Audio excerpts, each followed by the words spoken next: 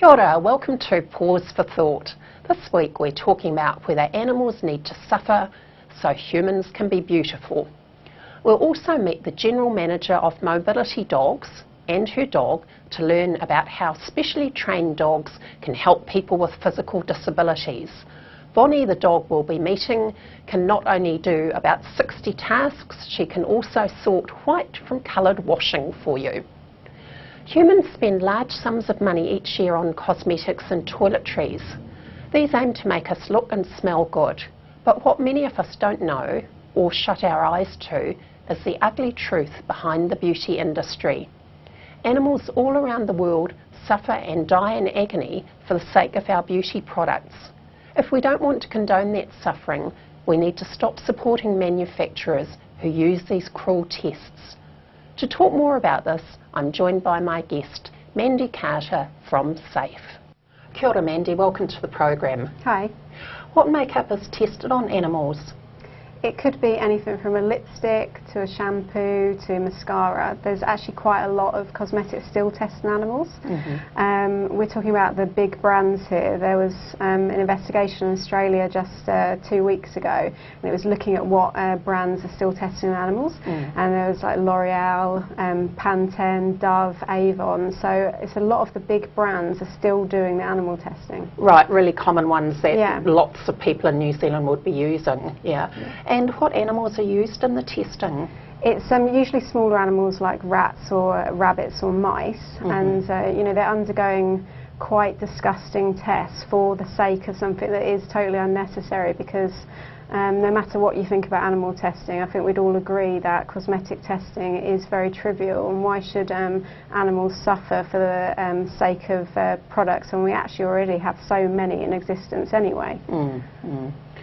And what actually happens to the animals during the testing? Well, the manufacturers are looking at you know, what kind of things these tests would do if the chemicals were harmful. So they will be conducting tests on the rabbits. There's on rabbits, for example, there's the Drey's eye test, and they lock the rabbits in a device which holds their head tight, and they drip chemicals in their eyes. And you know, we all know how much it stings if you get shampoo in your eye. Rabbits don't have tear ducts, so they actually can't get their chemicals out of their eyes.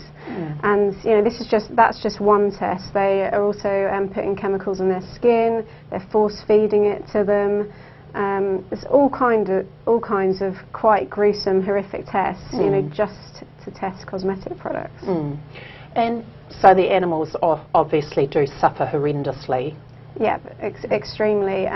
There's also a test called the LD50 test, and it's when animals will be force-fed a certain amount of a product, and when they reach 50% of the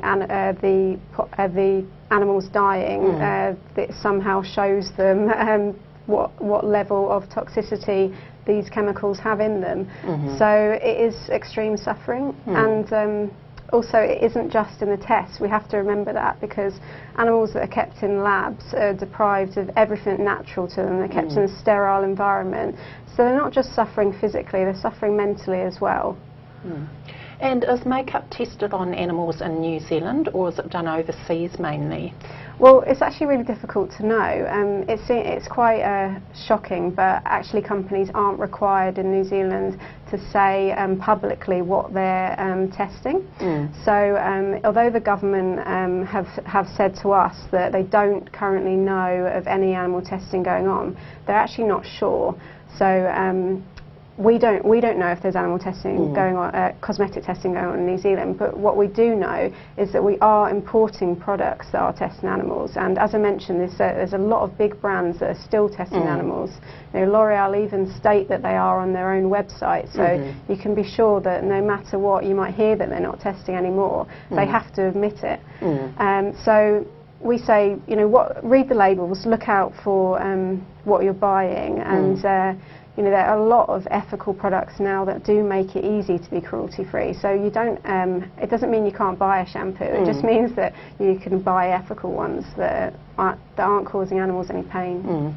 And so, for example, the Body Shop doesn't test its products on animals at all, does it? Yeah, that's right. Body Shop's long had a policy against animal testing, and there's other big brands as well, like Lush, there's Natio Makeup, Eco Store products, Nature's Organics, and all these ones, apart from Lush, are ones that you can get in the supermarket. So they aren't like specialist products you actually have to go out of your way to find. You just really need to know what to look out for. And that would be explained on the SAFE website, would it? Yeah, we have a Safe Shopper website, which is at safeshopper.org.nz, and on there we list all the easy to find brands that don't test on any cosmetics and animals, and they don't test either the ingredient or finished product. And on the website we list all these companies, but we also have a downloadable guide. And the fact that they don't test their ingredients either is very important, because it's a lot of companies would be quite tricky with their language. They might say on a bottle of shampoo, finished product, not tested on animals. Oh, okay. And you can be almost certain that means the ingredients are.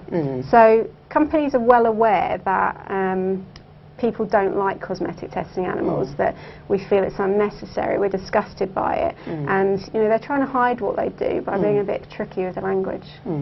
And it is actually completely unnecessary now, isn't it, because there's plenty of alternatives to testing on animals. What are some of those options? So there's computer modelling, they can look at cells in petri dishes, look at population models. There's lots of things that we could do now that don't involve animal testing. And we know these work because companies are using them. So, you know, we really don't need to do animal testing. The reason companies might be thinking about doing it is because they want to bring out new and innovative products, like, you know, when you see an advert for a new anti-aging cream or the latest lip gloss with these special particles that are going to give you plump lips and so on. They are testing on animals so that you know, they can get headlines about their new products. They could be using alternatives, but animal tests are often cheaper. So for the sake of sort of having glossy lips or something, it's a good idea to remember that a rabbit or another animal might actually have suffered horribly for that. Yeah, for sure. And you know, there are a lot of brands that are ethical, and so it isn't difficult to be cruelty-free. You just need to know what to look out for, really.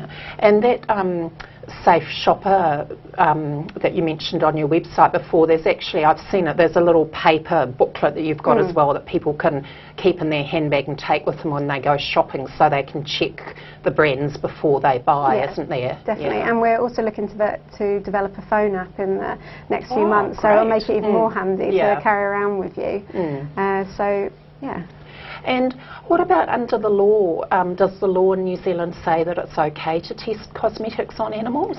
Well, it says that if a company can prove there is a need for the sake of human health, then they may be able to test on animals. So it's difficult to say, and that goes back to the answer I gave earlier about how we don't really know if it is going on or not, because, you know, perhaps a company could say, oh, we need to develop this new shampoo or lipstick, and if we don't prove it's safe, it could endanger human health. So that's our concern, and we actually think New Zealand needs to step up and ban cosmetic testing to make sure in law that we can't do it here.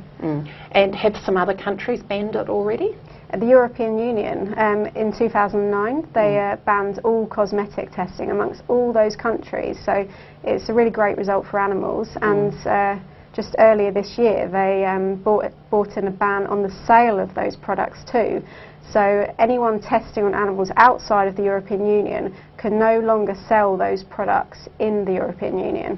And we want New Zealand to do that as well, because, as I've already said, there are a lot of big brands selling their products here that test on animals.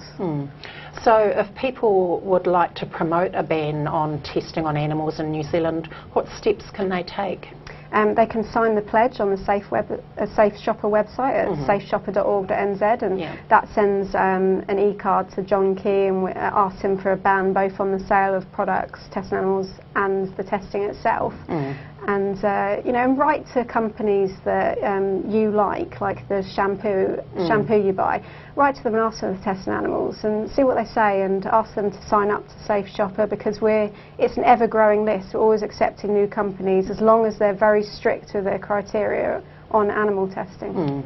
Because that's really quite a power that consumers have, haven't they? They can stop buying the brand or protest to the product maker, and that's really probably the best way that we could get some change. Definitely, it is really important, because you know, although animal groups, we can protest about things, companies really want to hear from their customers too. So if you're against animal testing, you know, let the company you buy your shampoo from know that you disagree with, if they're testing animals of course, you disagree with them testing on animals, and you're not going to buy their products anymore until they stop what they're doing. So it's really, consumer power is very powerful indeed.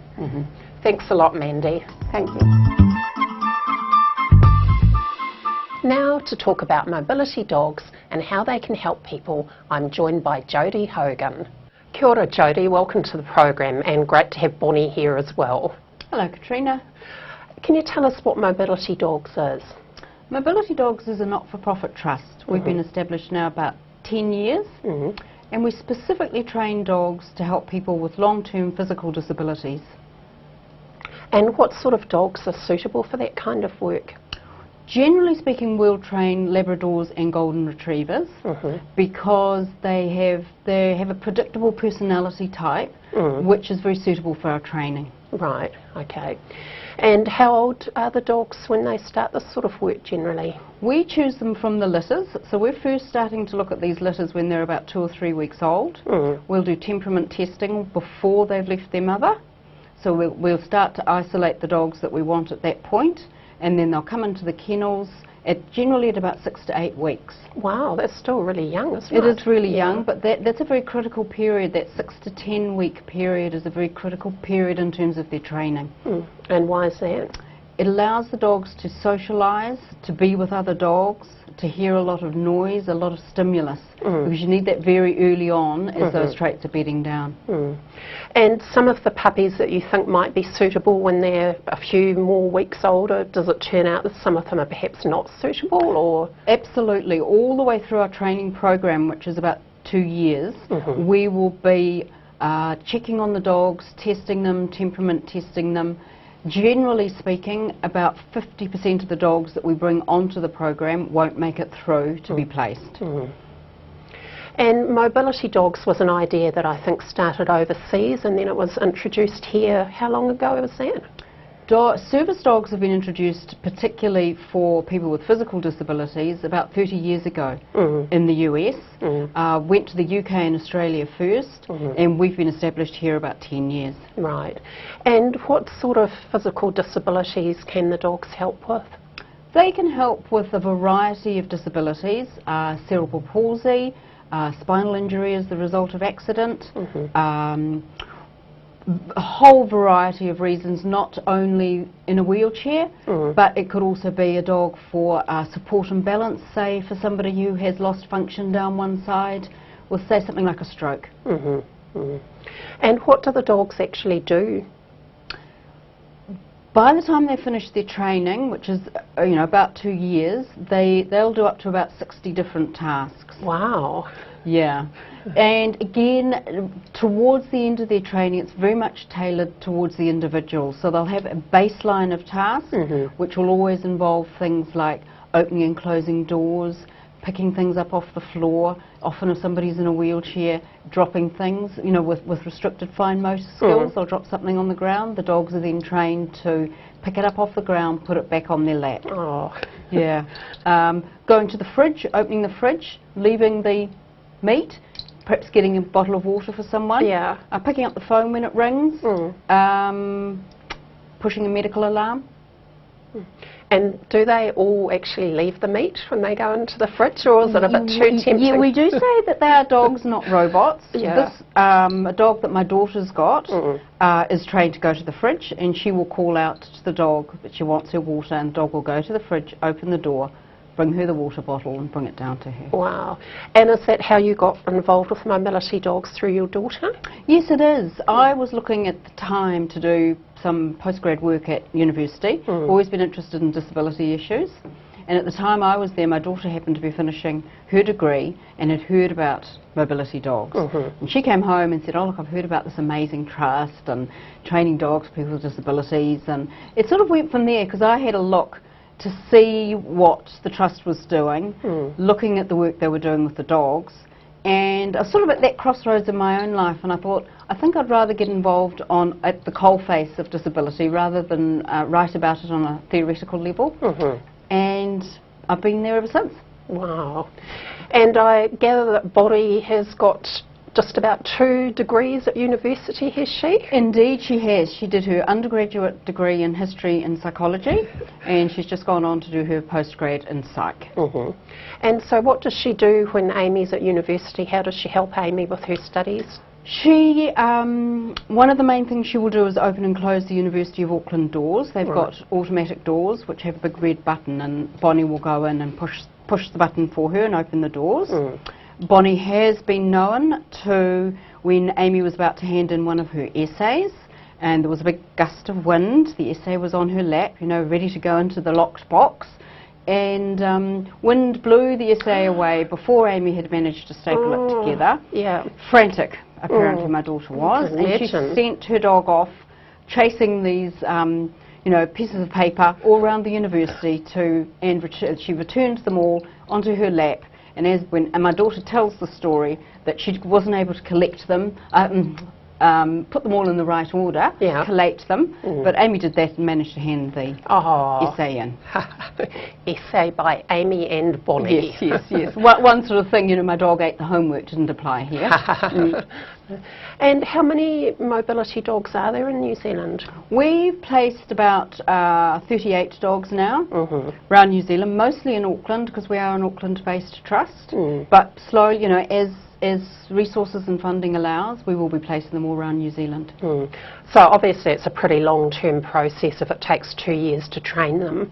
Well, it's a long-term process, and it's also a very expensive process. It takes about $45,000 a dog to get them through. Wow. You know, which is covering all the costs, you know, all our costs around the dog trainers and the acquisition of the dogs. So, yeah, very valuable dog by the time they're out there in the community working. And who does the training? We have dog trainers at the kennels. We've just recruited a dog trainer from Canada who's managing our canine program. She has an international qualification with Assistance Dogs International. So she's there as our head trainer, and we have a secondary trainer and volunteers with the dogs. And where do the dogs live while they're being trained? Are they with families, or they're at the kennels all the time? Once they're starting advanced training, they're always at the kennels. They live at the kennels. They're out in the community with puppy raisers, and if they're not out in the community, they're in our prison program. We operate a program in 2 prisons, where the prisoners essentially are raising and training the dogs as they would be raised in the community. Oh, tell us a bit more about that. How did that start? The prison program started in the Wiri prison, in the women's prison, and that was a pilot 5 years ago, just with 2 dogs. It was very quickly established between the Department of Corrections and Mobility Dogs that this was a successful program, and it expanded into what we now have up to 8 dogs in there. And we've been operating at Spring Hill Prison in the Waikato for the last year. And so presumably that's kind of a win-win for both parties, that the prisoners are getting to contribute something and you're getting help with training the dogs. Correct. For us it's about getting more dogs out into the community, and for the Department of Corrections it's an opportunity for the prisoners to perhaps contribute back to the society that they've offended against. It also allows them to get a sense of value for themselves and achievement. They do a wonderful job with our dogs. We've had some very good dogs coming out of the prison. How do you match up the dogs with the person that they're going to be with long term?